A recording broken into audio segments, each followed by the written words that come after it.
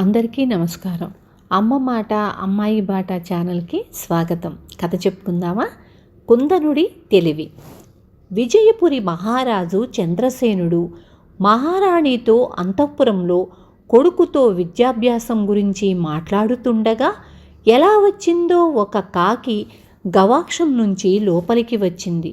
వెంటనే దాసీలు దాన్ని బెదరకొట్టి బయటకు తరిమేశారు.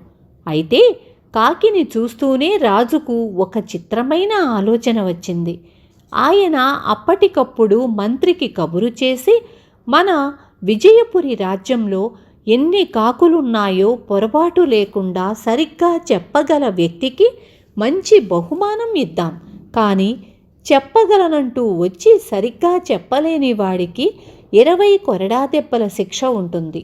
ఆలస్యం జరగకుండా ఈ సంగతి రాజ్యమంతటా చాటింపు వేయించండి అని చెప్పాడు. మంత్రి ఆ విధంగా రాజ్యమంతటా చాటింపు వేయించగానే వారం రోజులు గడిచాయి. అయినా ఎవ్వరూ ఈ వింత ప్రశ్నకు జవాబు చెప్పేందుకు ముందుకు రాలేదు.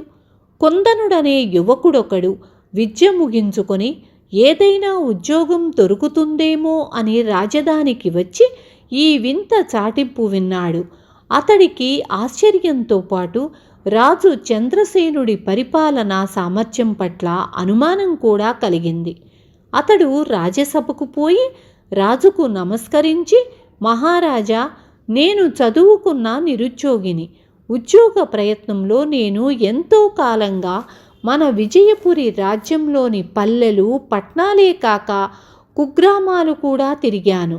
ఆ కారణం వల్ల నాకు మన రాజ్యంలోని ఒక్క కాకులే కాక కొంగలు, గద్దలు, చిలుకలు, రాబందులు, పిలికిలి పిట్టలు ఏ సంఖ్యలో ఉన్నాయో స్పష్టంగా తెలుసు. అయితే గుడ్లగూబల సంఖ్య ప్రమాణం మాత్రం చెప్పలేను. అవి నిశాజీవులు కదా అన్నాడు. ఆ మాటలకు రాజు చంద్రసేనుడు చిన్నగా నవ్వి, నువ్వు చెప్పింది నిజమైతే నీకు పక్షుల పట్ల ఉన్న ఆసక్తి మెచ్చదగిందే. కానీ ఒక ముఖ్య సంఘటన కారణంగా నేను రాజ్యంలోని కాకుల సంఖ్య మాత్రమే తెలుసుకోదలిచాను అన్నాడు. ఆ సంగతి చెప్పగలను మహారాజా అన్నాడు కుందనుడు. సరిగ్గా చెప్పలేకపోతే 20 కొరడా దెబ్బలు తినవలసి వస్తుంది అన్నాడు రాజు. అది గుర్తుంది మహారాజా, మన విజయపురి రాజ్యంలో ఈ క్షణంలో ఉన్న కాకుల సంఖ్య 3,20,000 అన్నాడు కుందనుడు. అలాగా, సరే, నువ్వు చెప్పిన సంఖ్య సరి అయినదో కాదో ముందు తెలుసుకోవలసి ఉంది. ఇందుకు ఆయా పట్టణ పల్లెల అధిపతులకు వర్తమానం పంపుతాను. వాళ్ళు తమ ప్రాంతాల గల కాకుల సంఖ్య తెలుసుకొని నాకు తెలియచేస్తారు అన్నాడు రాజు. మహారాజా, ఈ క్షణంలో మన రాజ్యంలో ఉన్న కాకుల సంఖ్య 3,20,000 చెప్పాను. వాటిని మీరు చెప్పిన వాళ్ళు లెక్కించే సమయానికి వాటి సంఖ్యలో కొంత మార్పు వచ్చే అవకాశం ఉన్నది. ఎందుకంటే కాకులు పరమస్వేచ్ఛాజీవులు. వాటికి దేశాభిమానం లేకపోగా దేశ సరిహద్దుల పట్ల కించెత్తు గౌరవం కూడా ఉండదు. అందువల్ల పొరుగు రాజ్యం నుంచి కొన్ని కాకులు మన రాజ్యానికి వస్తే మన రాజ్యంలోని కాకుల సంఖ్య నేను చెప్పిన దానికి మించుతుంది. అలా కాక మన రాజ్యం కాకులు పొరుగు రాజ్యానికి వలసపోతే వాటి సంఖ్య తగ్గుతుంది. ఇలాంటి అవాంతరాలకు నేను బాధ్యుణ్ణి కాను అన్నాడు కుందనుడు. సభికులందరూ కుందనుడి తెలివితేటలకు హర్షధ్వానాల ద్వారా తమ ఆనందాన్ని వ్యక్తం చేశారు.